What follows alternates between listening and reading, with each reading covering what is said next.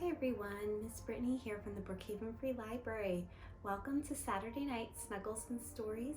Today we are going to travel the world with books. First I have If I Were a Whale, and then we travel to the rainforest for Over and Under the Rainforest. Come on, let's get started. Our first book is If I Were a Whale by Shelley Gill. If I could be anything, do you know what I'd be? I'd be a whale in the deep blue sea. Scooping up fishes and flipping my tail, I'd be a mink or beluga whale. Up in the Arctic, with icebergs I'd play, where the sun never sets on long summer days. If I were a pilot whale, underwater I'd fly, searching for squid in a green seaweed sky. I might be a gray whale with barnacles on my chin, or a sleek, slender fin whale. Think how fast I'd swim.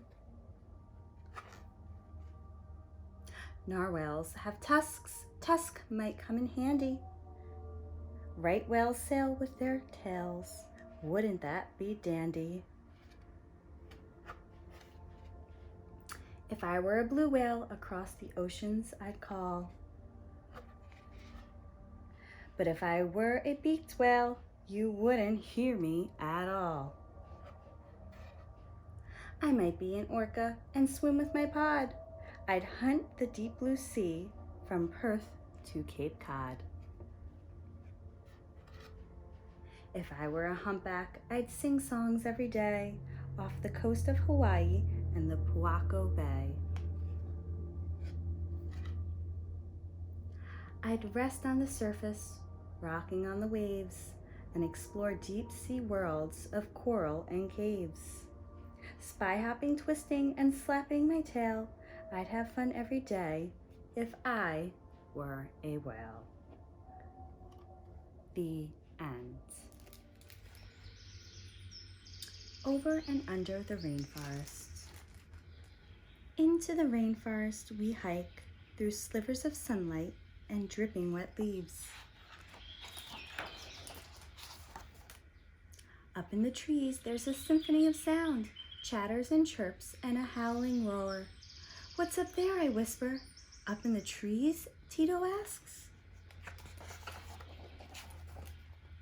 Up in the trees is a whole hidden world, a riot of monkeys and insects and birds. We're hiking under them now.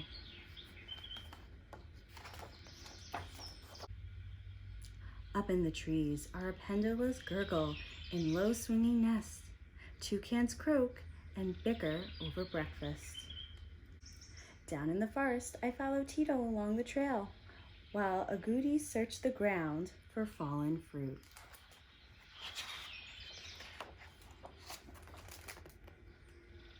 Onto the footbridge we climb, up, up, up.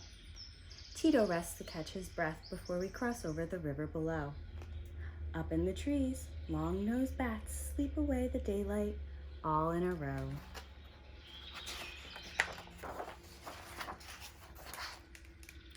Down on the bank, sleepy crocodiles bask in the sun.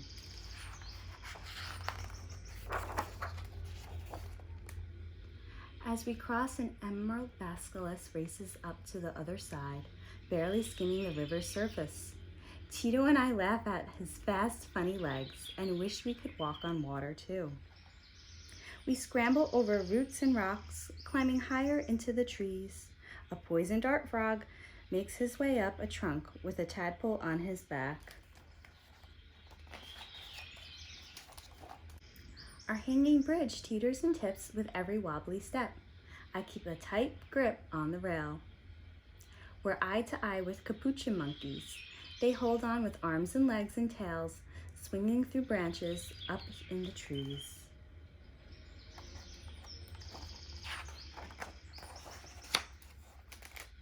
My stomach grumbles and Tito reaches into his pack.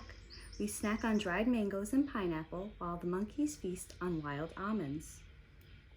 Way down below, leafcutter ants march in a line, carrying bits of leaves and petals back to their nest. A long-snouted anteater snuffles along, sniffing for a meal of his own. The afternoon rain begins with a patter of pitter-soft drumming on the leaves up above. Soon it swells to a strong, rushing pour, and all the world feels dripping and wet. A blue morpho butterfly folds up her wings and tucks away on a tree trunk. High in the branches, a soggy mother sloth and her baby sleep through the storm.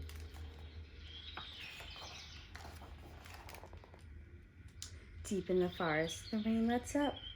A parrot snake races over the trail, long and slender and green. She's hunting frogs, Tito says, as the snake's skinny tail disappears in the leaves.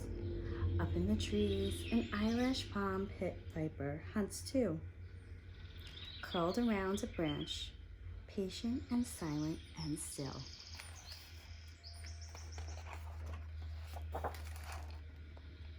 High in the canopy, a furry dark shadow clings to a branch. Tito lifts his hands to his mouth and sends a roar to the sky. The forest waits quiet. Then, "Roof, roof, wah!" comes the answer, a thunder of howler monkeys up in the trees.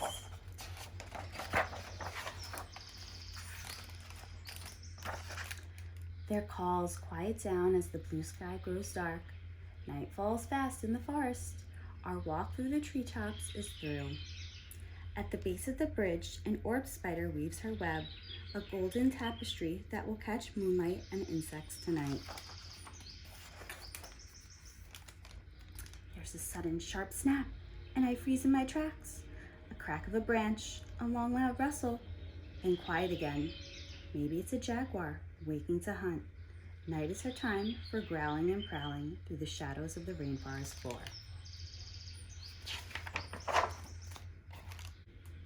I run to catch up with Tito as we cross the last bridge to home. Abuelita will have supper waiting, arroz con pollo, chicken and spices with rice. The sky grows dark and birds return to their nests.